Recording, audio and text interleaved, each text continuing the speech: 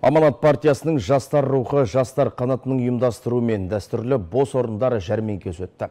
Аталған игі шара жұмыс іздеп жүрген немесе қызметін өзгерткісі келетіндер үшін мүмкіндіктер ұсынады. Тілшіміз толығырақ айтып береді.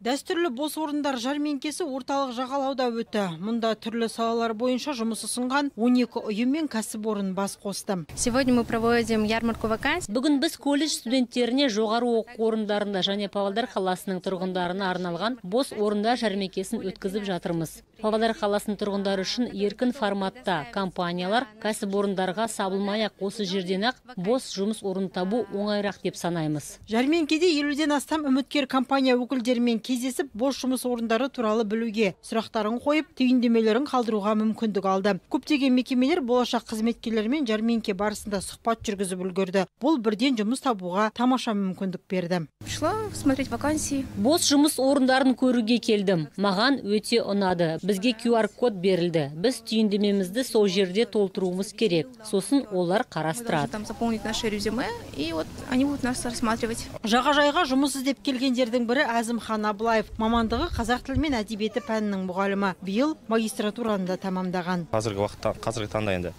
бір 5-6 мектептерді айтты, қай жерде мұғалімдік талап етіледі. Соларды енді конкурсты тосамыз, сол конкурс негізінде сол жерге барып көрем. Кезекті бос орындар жәрмеңкесі жұмыс берушілер мен іздеушілер арасындағы алтын көпір болып, ынтымақтастыққа жетелейді. Ұйымдастырушылар мұндай жәрмеңкелерді тұрақты негізде өткізуді жоспарлап отыр. Аталған шара адамдарға жаңа кәсіби жол тауып, өз әлеуеттерін іске асыруға берілетін мүмкіндік. Гүлсара Маликова, Валентина Леонова, Медет Кәрім, Ертіс ақпарат.